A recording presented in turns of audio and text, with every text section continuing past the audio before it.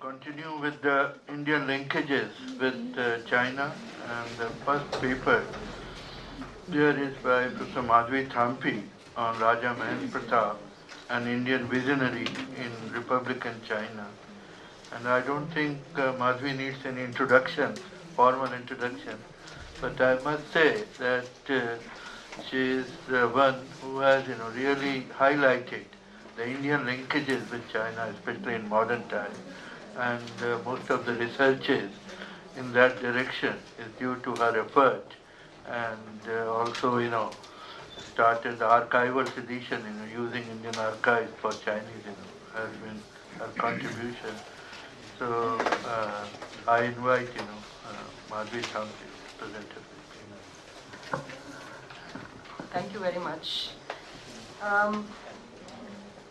My paper examines the life and activity of a colorful Indian political personality, Raja Mahendra Pratap, during his time in China in the 1920s and 1930s. Although perhaps best known in India as the president of the first provisional government of India, formed in exile in Kabul in 1915, Raja Mahendra Pratap's political career and beliefs defy easy categorization. To say that he was just a nationalist does not account for the great variety of causes that he actively espoused, which also included Asian solidarity and even his own version of internationalism. In pursuit of these causes and forced to remain in exile by the British colonial government in India, Mahendra Pratap traveled around the globe widely and almost incessantly from 1914 until he was finally permitted to return home in 1946 on the eve of India's independence. In this period, Raja Mahendra Pratap made numerous visits to China, spending months and even a year or more at a time. He interacted with a great variety of public figures and ordinary people in different parts of China and received support from them of various kinds. His first-hand experience of China is detailed in more than one set of memoirs which he penned, as well as in a rich trove of correspondence and news clippings preserved in the National Archives of India at New Delhi. In fact, we sort of stumbled on him by chance when looking for other things in the archives and found there's this whole collection on him, and he spent a lot of time in China. What is surprising is that in spite of this, Raja Mahendra Pratap hardly figures in the conventional historiography of Sino-Indian relations in the early 20th century, which is heavily dominated by the links forged with China and the Chinese by better-known Indian icons such as Rabindranath Tagore and Jawaharlal Nehru, as well as by symbols of more uncomplicated friendship like Dr. Kotnes, whom we all know of the Indian medical mission in wartime China. Now the point, if I have a thesis at all in this paper, is that the marginalization of personalities like Mahendra Pratap in the conventional narrative of 20th century India-China relations diminishes our understanding and appreciation of the actual nature of these relations, which were highly complex, multidimensional, and in constant flux. Mahendra Pratap's experience of China, I hope to show, provides a strong case for the need to view Sino-Indian relations in this period from a global and regional and not just a bilateral perspective. Indian political figures in the early 20th century, both in India and abroad, just like Chinese political leaders, were caught up in movements, alliances, and networks which were not bounded by territorial limits, but which traversed national boundaries and even encompassed the globe. Very often their aims were not limited to the achievement of national independence or unification, but included visions of an alternative world order. Equally significant, they envisaged a role for external factors and alliances in their struggles to liberate or to change their own countries. In China, Mahendra Pratap sought and received support for his nationalist project of achieving independence for India, as well as for his efforts to promote Asian solidarity and for his vision of a world federation. This was his cause which he took up. The waxing and waning of the sympathy he received for these causes tells us much about the changing political climate in China and the wider world. China in the 1920s and 30s was a natural port of call for an indefatigable campaigner like Raja Mahendra Pratap. From 1911 until 1949, the political space in China was occupied by a wide variety of groups and personalities, all jockeying with each other for power and influence. This, in the fluid situation prevailing in China in the period under review, this offered a very sort of favorable environment for political activists from other countries to carry on their activities. The conditions of Republican China were particularly conducive to the carrying out of political activities by hunted and exiled Indians, of which there were quite a few in China in this period. There is, in fact, one source which says that China was next only to the United States as a base for overseas Indian nationalist activity in this period. On the one hand, the division of authority between different power centers and also between Chinese and foreigners in the treaty ports permitted exiled Indian activists greater freedom of movement and room for maneuver than in many other foreign countries.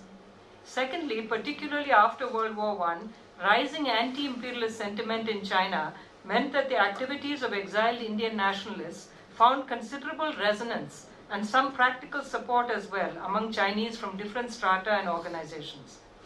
Thirdly, the arms trade that flourished in the general atmosphere of militarism in China was a source of much needed equipment and resources, particularly for those Indian groups that sought to liberate India from colonial rule through force of arms. And finally, the rivalry among different powers in this part of the world, which saw several powers either openly or tacitly conspiring against Britain at different times, like Germany, Japan, and others, was also a factor that could be and was utilized by Indian nationalists in China. Now, Raja Mahendra Pratap operated in this complicated milieu with considerable finesse and initially some success as well. With no organization to consistently back him, with limited financial resources of his own to draw on, and with the British authorities constantly on his tail, he nevertheless managed to remain active. He was able to stay in China for extended visits, travel widely, mingle with the elite, and even open offices and publish a journal to further his aims. He had no hesitation in approaching and interacting with a wide array of Chinese political figures. He was a keen observer of Chinese realities and a shrewd judge of individuals. He was also unusually frank in his memoirs about his experiences. In fact, it's quite delightful to read his memoirs because you get a real picture of people which you would not get otherwise. Therefore, his reflections on his time in China offer interesting insights on Chinese attitudes towards India in this period. More generally, they provide a unique perspective on the conditions that prevailed in Republican China. Now, just for those of you who are not don't know, he was born in 1886 in a princely family in what is today's Aligarh district in UP. He early on developed a strong social conscience and engaged in various social and economic reforms in his home state. At the same time, he was involved himself with the wider nationalist movement. And like many other Indians that during World War I, they saw World War I as an opportunity actually to sort of advance the cause of Indian independence. And he traveled abroad. He went to Germany. And there he linked up with Virendranath Chattopadhyay, whom a lot of the Indians here would have heard of, the Berlin Committee, which was... And thereafter he traveled from Germany to Afghanistan, where with the support of the ruling Amir of Afghanistan, he founded the first provisional government of India in exile on 1st December 1915, with himself as president and Maulana Barkatullah as his prime minister. And then, inspired by the outbreak of the October Revolution in Russia, he established contact with Lenin, and later on Lenin's invitation, he visited Moscow and had discussions with Lenin also. So by now the British were convinced he was a dangerous figure and they banned his return to India, and that's what accounts for his peripatetic life after that period. Now, the political vision underlying Raja Mahendra Pratap's activities during his more than 3 decades in exile was a complex and seamless amalgam of nationalism, anti-imperialism, pan-Asianism, and internationalism. I mean, you find all of this in his thinking. In his view, the great difficulties of organizing the struggle against British colonial rule from within India under extremely repressive conditions could be offset to some extent if foreign powers and states could be persuaded to support the Indian cause. This is the goal to which he dedicated himself. However, his long years abroad and his association with a galaxy of other revolutionaries in various countries, both Indian and foreign, were responsible for broadening his vision beyond the attainment of Indian independence alone. The need to get support from countries in the neighborhood of India, such as Afghanistan, Iran, Nepal, Tibet, and China, because Tibet at that time was sort of de facto in its own, a different kind of thing, undoubtedly strengthened in him a consciousness of the oneness of Asia and of the way in which the destinies of all the Asian countries were linked with each other. Beyond this, Pratap came to be increasingly motivated by universalist values, including what he called the religion of love. Ultimately, this universalism assumed in his mind the shape of a future world federation to which all nations of the world would belong and which would obviate the need for wars and conflicts between states.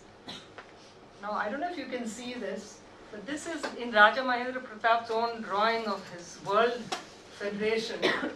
You can see there is, okay, it's hard for, there is a land of Buddha here, okay, which he called the Golden Land.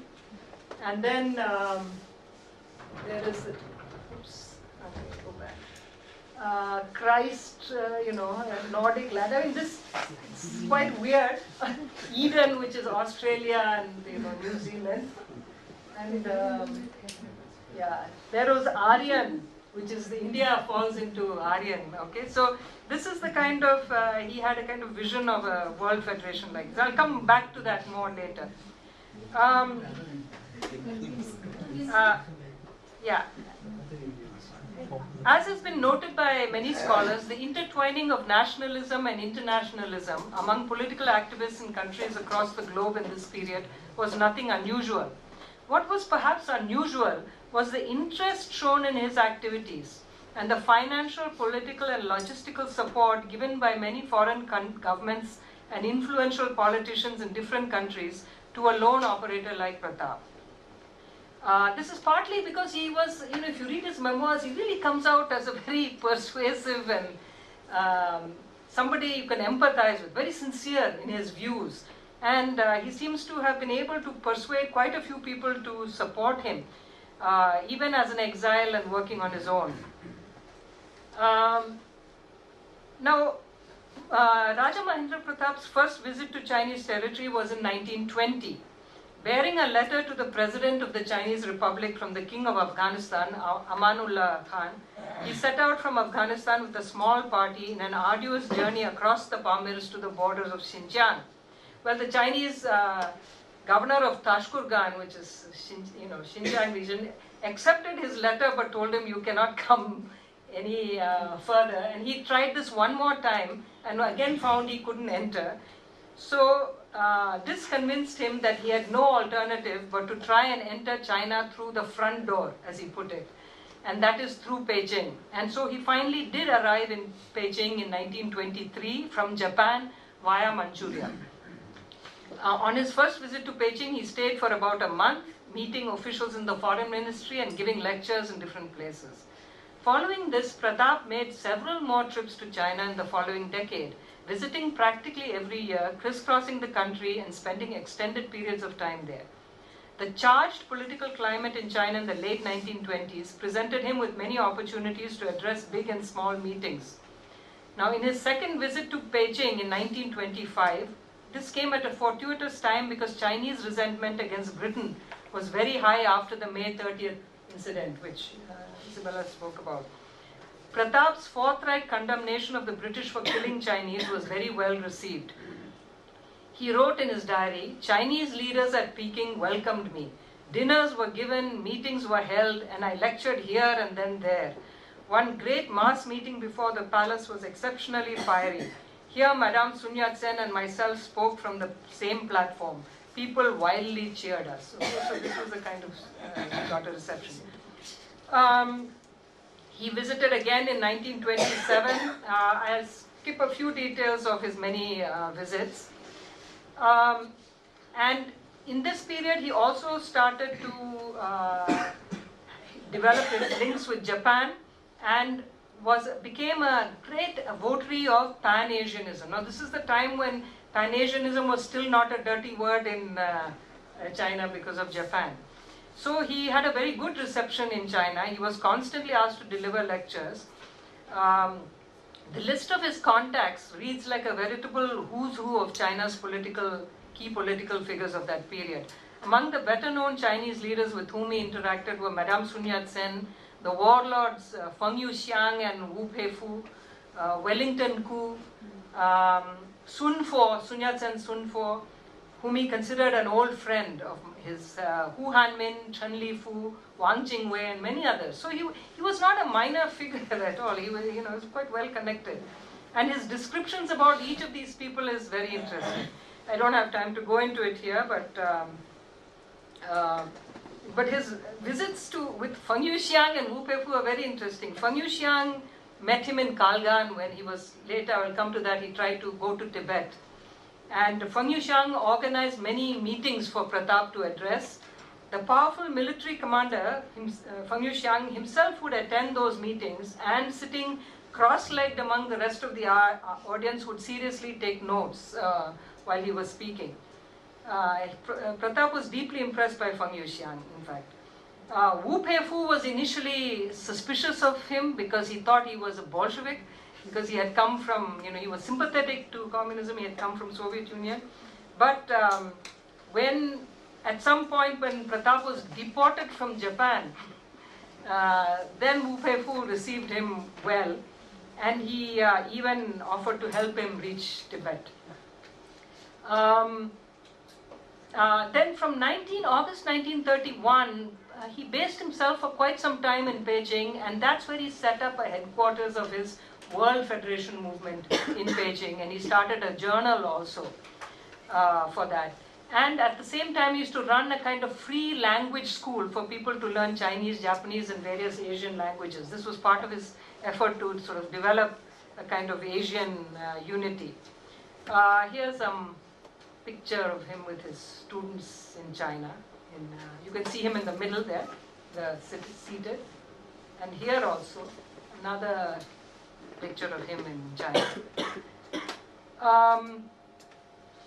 Okay, and a very interesting aspect of his visit to stay in China was 2 unsuccessful attempts to get to Tibet. Okay, he was, I think, the only Indian who tried to really get to Tibet from the Chinese side in this period. And he was accompanied by a delegation of 10, many of whom were activists of the Gadar party, which was active in China at that time. And in fact, he raised a lot of funds in the US for this mission to Tibet.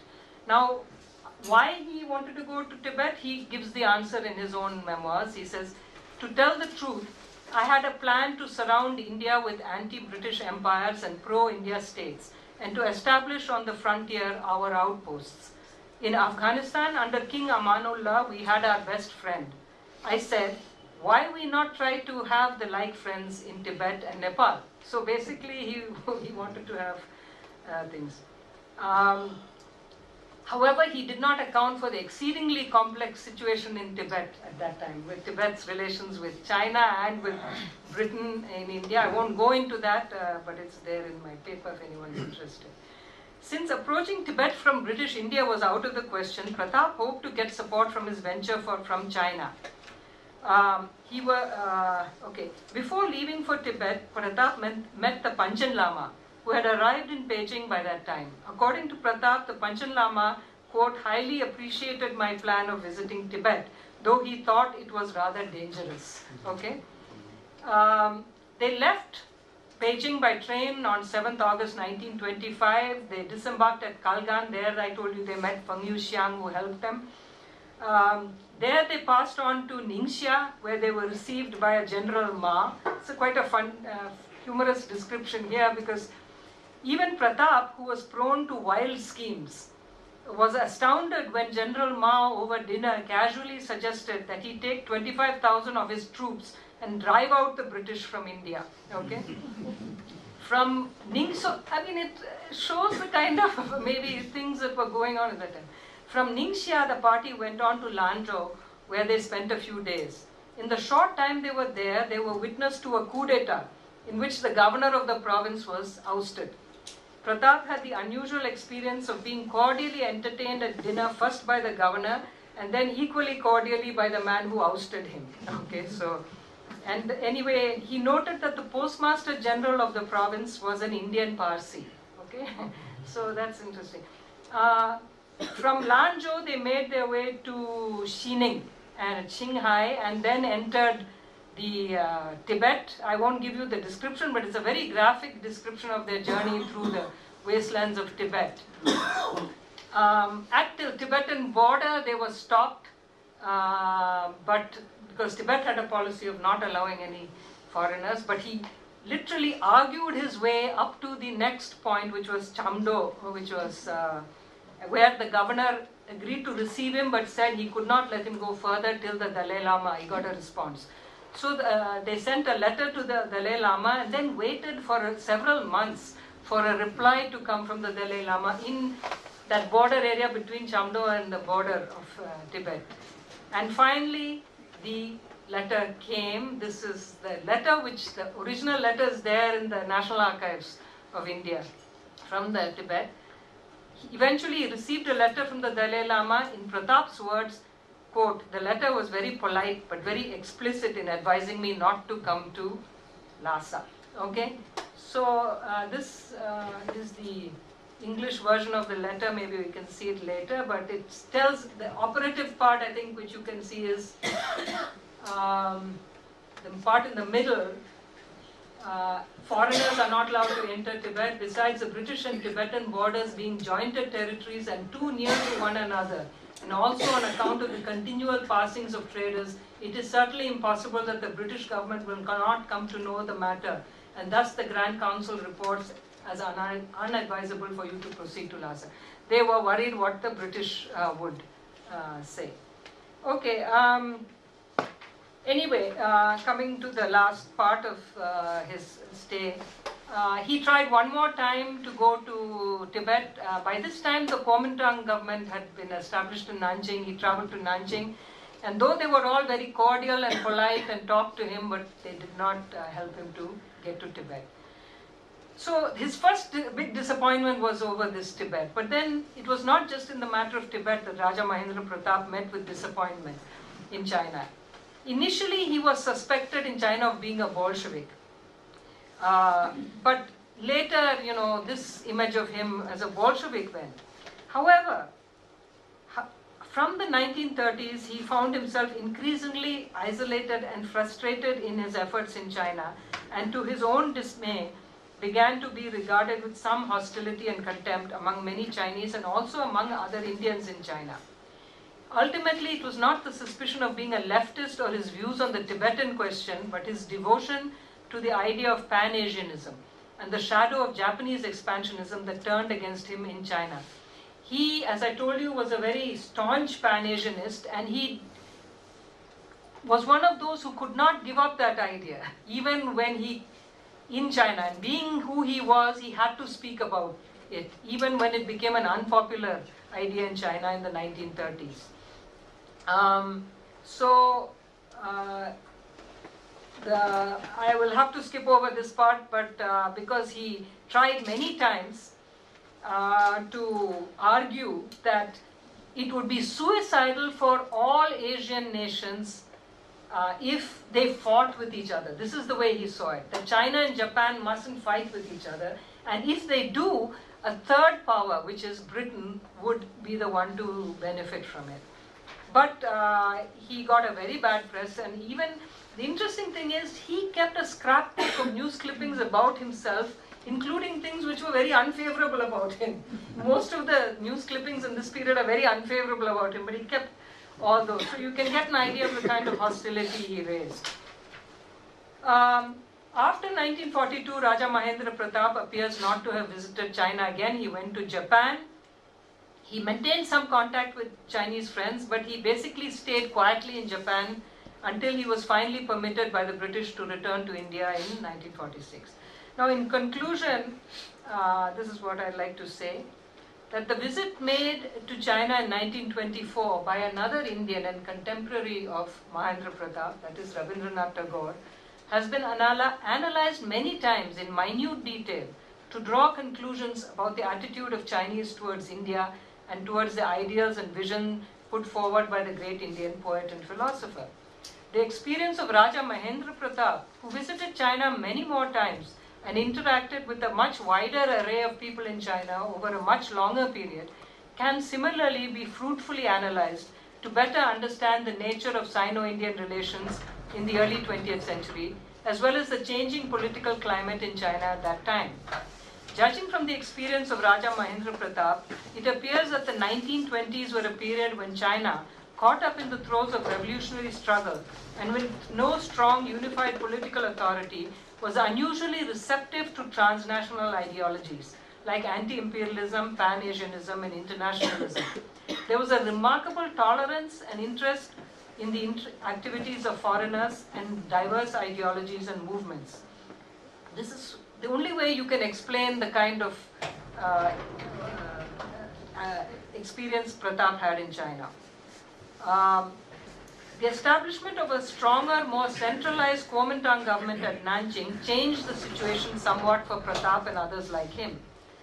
Although various personalities associated with the Nanjing government and the Kuomintang treated him cordially when he sought to meet them, it eventually became clear to Pratap that he could not count on the same kind of sympathy or support from them as he had received earlier in China. The shadow of Japanese expansionism from 1931 further squeezed the space for ideas and projects like those espoused by Pratap. Pan-Asianism came to be deeply discredited in China as something associated with Japan. Indians like Pratap were judged by whether or not they unequivocally opposed the Japanese expansion of the Chinese mainland. Initially, Pratap was opposed to the Japanese takeover of Manchuria, but he later made the fatal mistake in Chinese eyes of agreeing to visit Manchukuo, what it was called, and then modifying his views. But his experience, I would say, foreshadowed the experience of the Indian National Army, which was later active in China during the World War.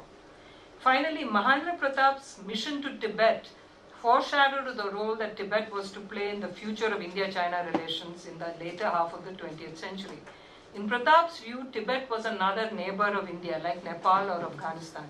But he accepted that the road to Tibet lay through China and that he would need Chinese assistance to approach Tibet. There is no evidence that Pratap took any clear position on the question of Tibetan independence, other than acknowledging that he had sympathy for the Tibetans. Once he says that. Yet by the time of his second attempt to visit Tibet, the assistance he had earlier received from Chinese political figures was no longer forthcoming, as they began to suspect his motives. They did not accept his vision of Tibet as a bridge between India and China.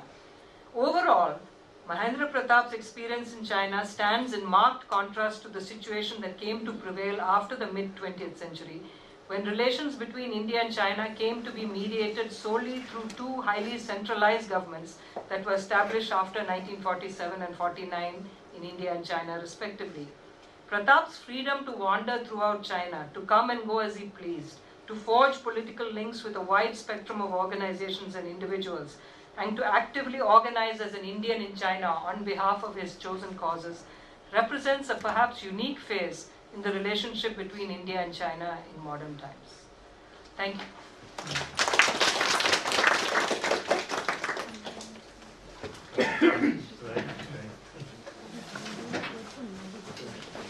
Peak conditions in wartime China.